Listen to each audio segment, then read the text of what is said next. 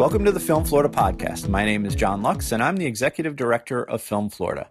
Today, our guests are Jonathan Stone and Antonio Mendez Esparza from Florida State University's College of Motion Picture Arts, which is one of the top film schools in the country. Thanks for joining us on the podcast today, gentlemen. Thank you. Very happy to be here. Yes, thank you very much. Very happy to be here. So I like to start a lot of the podcasts with a bit of a backstory. So, Jonathan, tell us how you got your start in the industry. Well, thanks, John. I appreciate that question so much. It's an interesting story. Originally from Charlotte, North Carolina, and I moved out to California in 1985. And actually, not necessarily to get into the film industry, but I ended up working in the seafood industry, believe it or not, and as a commercial fisherman working on 65-foot trawler for several years, which I felt was part of the reason that I probably never was suited for a 9-to-5 job ever, which kind of led me to thinking that I could probably make it in the film industry at some point. But after doing that for a while, I ended up moving down to Los Angeles and landing a job as actually an assistant production coordinator on my first film, which was a indie film called Bitter Harvest way back when. And that just led me into the freelance world. So I worked on several independent features as a PA. I worked as a second AD and key set PA on different films and commercials, and also some corporate video work. And then ultimately I ended up landing a role at Saban Entertainment, believe it or not, on TV. So I worked on many TV series for them. Didn't work on Power Rangers, but I worked on VR Troopers and Big Bad Beetleborgs, and then that actually led to a job as an opportunity as a post-production coordinator on a show called Masked Rider, and then a show called Mystic Knights of Tir-na-Nog. And that's really where I started to fall in love with visual effects. Back in the day, it was very simple 2D visual effects work, but I really started to understand it, have a passion for visual effects. So I sort of worked for Saban for a while, and then ultimately I got an opportunity to work for a company called Cassavetes, or back in the day it was Computer Cafe, and that was in 1998. And that relationship, believe it or not, the reason I got that job was because I had attended local school up in San Luis Obispo, California, where I met a gentleman by the name of Ron Hahn. And Ron Hahn became a digital artist for a company called Cafe FX later, and ultimately ended up throwing my name out there, and I ended up getting a job with Computer Cafe, which was great. But at Computer Cafe, I became a visual effects producer there and did work on Aviator and Shutter Island and some other films. Also spent some time as the HR manager and a recruiter there. And then that ended up leading me to a company called Pixamondo in Los Angeles, where I was able to produce the visual effects for a film called Sucker Punch, some work on The Green Hornet, and then that led me to sort of the pinnacle of my career, which was the visual effects work on Hugo, which ultimately ended up winning the Academy Award. So I was super proud of that work. So that was sort of my introduction into the industry. That's sort of my brief career path. And Antonio, what about you? So I am from Spain. I grew up there, and I think I had a slow love affair with cinema since I was young, but I studied law in Spain. So I was trained as a lawyer differently than in the U.S. Law in Spain is a very common career. It's like political science, or it's an undergrad degree. But while I was going to school there, I was very often going to cinematheques, going to film screenings, going to the cinema, watching films in VHS, Betamax. I already knew I wanted to try to become a filmmaker. Once I finished, I applied to a couple of schools. I applied to UCLA, where I went for a year and a half. They have an extension program that I was there. And then I went to Columbia University in New York. And that was really a wonderful time for me because even though I consider myself a sort of cinephile, once I was there, well, even in LA, I was very quickly reminded of how little I knew still, And the other thing that was wonderful in my second college was that it allowed me a space to be creative, which was something that perhaps, a little bit of laziness or, just not being so committed. I hadn't really dared to make anything, and I spent 5 years in New York, trying to make things, failing often. And at some point, maybe I discovered something that I wanted to follow. My thesis film did okay in the festival circuit, but I won a major prize in Spain that was like $30,000. which was a lot of money for me then. Yeah. It still is now, but then it was great, and that allowed me to travel to Mexico. I got another grant from Sundance. I got another grant from Cine Reach, which is another great organization. And with all that, I was able to make my first feature, which was, we shot 8 years ago. It premiered in Cannes in 2012. It was very well received, but it was then kind of impossible for me to make another film. Then I started a company in Spain that we produce films. That's still producing films, but it's my partner, the one that's leading it.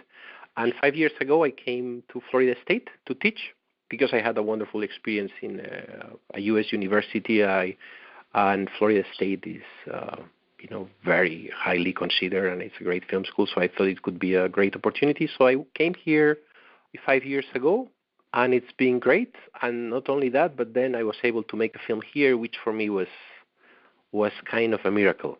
Now I just released our second film. It premiered in Toronto in 2017, and it just was released in theaters in October 24th. In a few theaters, but it's been receiving wonderful reviews. So. And we're going to talk a lot about that a little bit later. But Jonathan, how did you find your way to Florida State? Actually, after Hugo was back, it finished up in 2011. It was a long project, about 10 months long. My wife and I decided to head east to be closer to family. It's always been a dream of mine to get back to the East Coast. And ultimately ended up in a town called Jupiter, Florida. You guys know Jupiter. Mm-hmm. And there I was able to meet, and I was introduced to Frank Patterson and Andrew Sider, who had recently started the newer animation and digital art program, which was part of the FSU College of Motion Picture Arts. And at the time, it was housed down in West Palm Beach. And they and I started having conversations, and I was interested in moving into academics.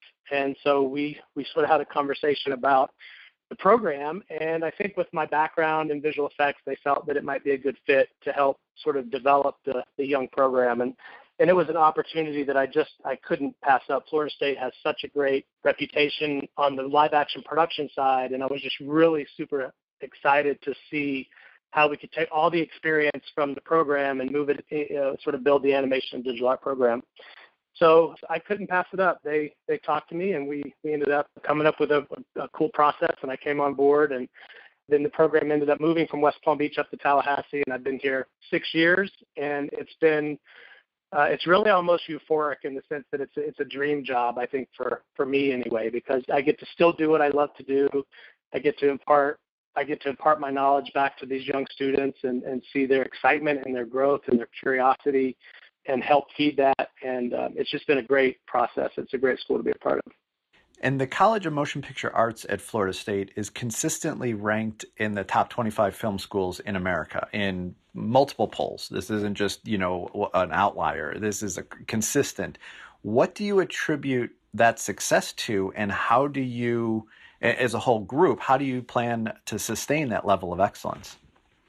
I think the school has an incredible tradition, which I was aware, even when I was in New York as a student, because, for the student Oscars or the DGA awards, you will compete in the East Coast, and you were aware of what was going on in Florida State. I remember my film, who I think went to the quarterfinals or the semifinals. It sounds like the World Cup, but it went, somewhere in one of these competitions, and there were a couple of Florida State films. And when I came here the first time, I was so impressed with, the facilities, the faculty, the leadership. So it's really an incredible program. It's more like a conservatory. I mean, it's that type of detail-orientated program, which is incredible. My school in New York, it's a wonderful school, but doesn't have they have more students here. They have less students. We have, we're just it's a great program for students, and I think for faculty to be able to teach.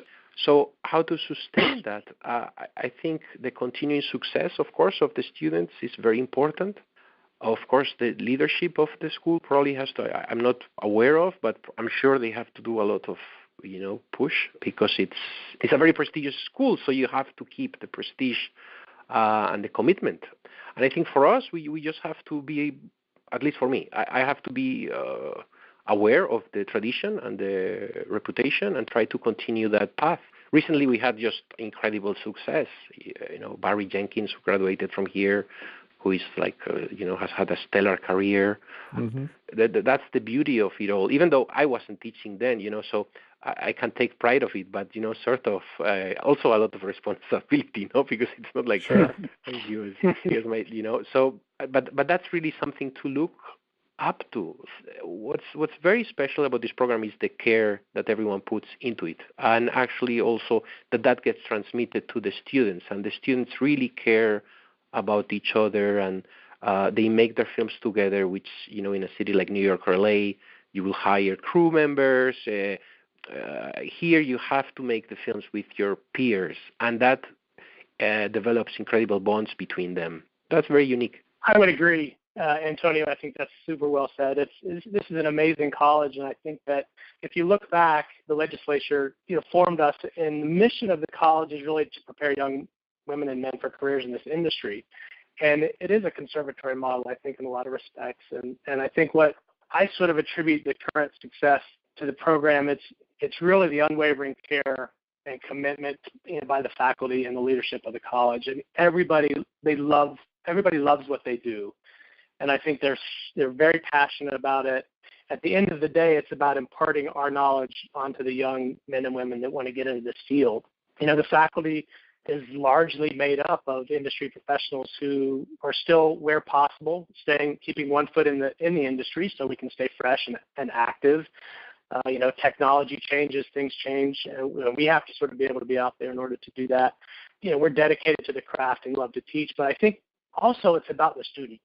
The students, these are passionate kids passionate about storytelling and about learning process of filmmaking, and a lot of the students come in raw, really never having worked on a team before, and I think Antonio touched on this really well, is, our process is such that they have to work as a team.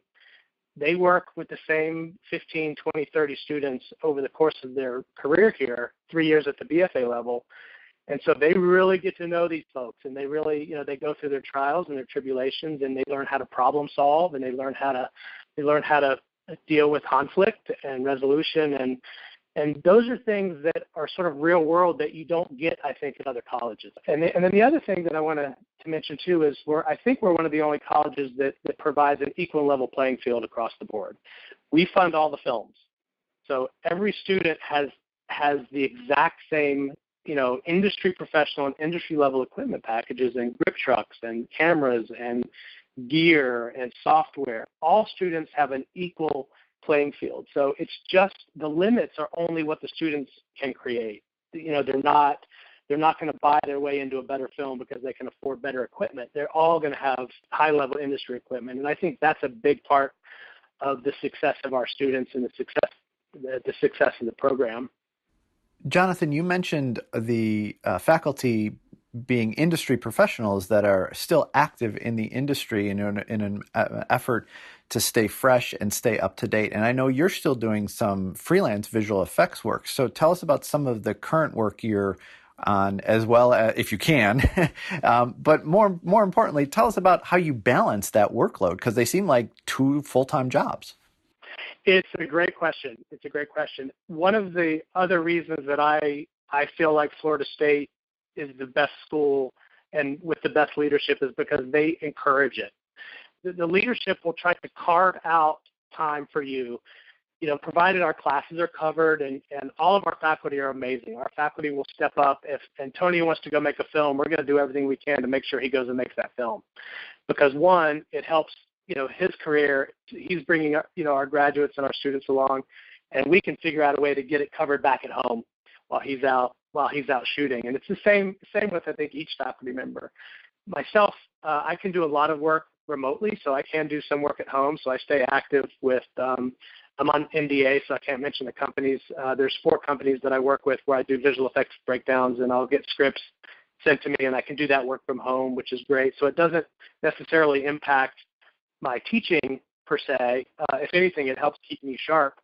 But then also there's been a few occasions where I've been afforded the opportunity to go to Los Angeles and help start an actual virtual reality volumetric capture company. This is a couple years back.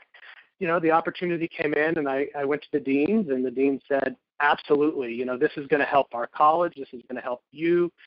Let's figure out a way to make it happen. And there's certain processes at the college that you have to go through. But absolutely, the school supports it 100%, and so I was able to go back for 3 months and help start a company back in LA. And then more recently, I was able to, same process, got an offer to go up to New York for 7, 8 weeks, and work on a couple films that are going to be coming out shortly. I can mention the names of the films, Glass and a film called Second Act. So I was able to go up and do support visual effects producing work on site, actually back in the industry, and that was really great. And again, what I was able to do, the way that I balanced it, is I can jump into a color suite up in New York and do a life-size class with my class down in LA. So I actually didn't miss class time.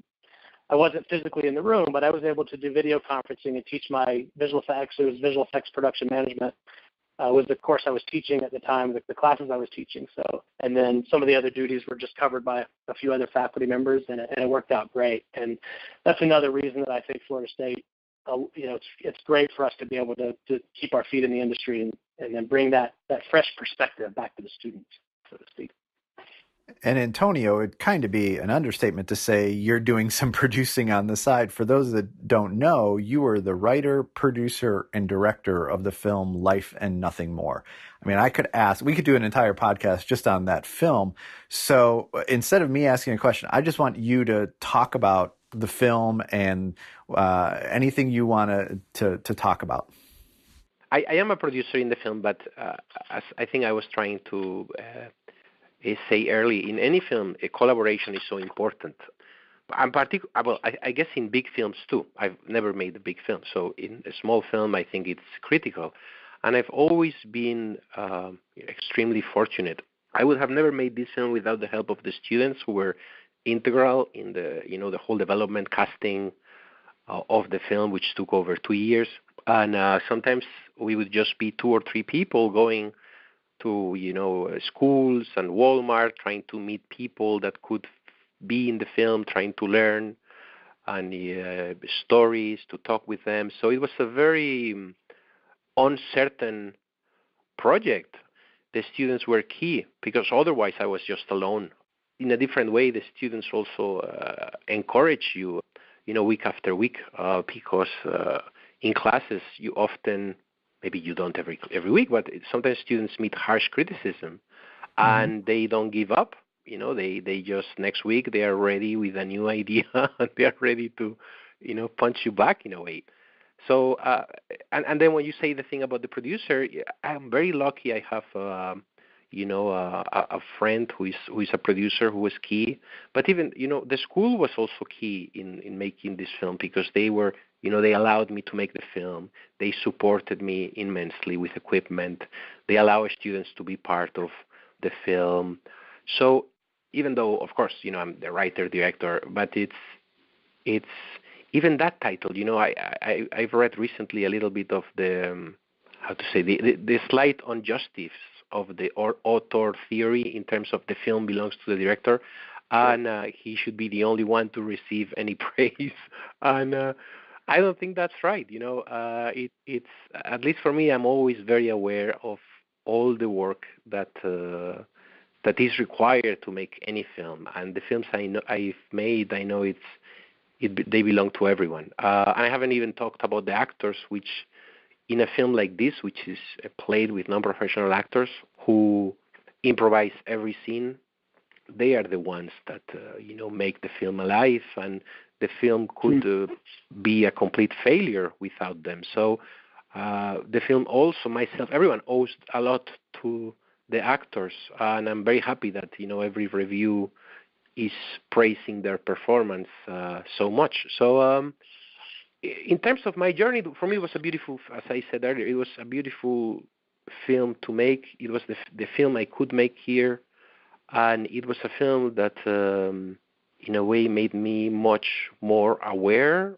of the place where I live and the things that are present in my community. So I'm just very grateful for just the journey of making the film, and now with all the incredible reviews that we are receiving and, moderate economic success, Mm-hmm. I am just very, very happy that the film is having a life, because also for a while, when you do any film, you don't know what's going to happen with it. Maybe it's going to end in your, in your drawer and nobody will see it. So I am beyond delighted by the reception that he has received and, everything that's happening.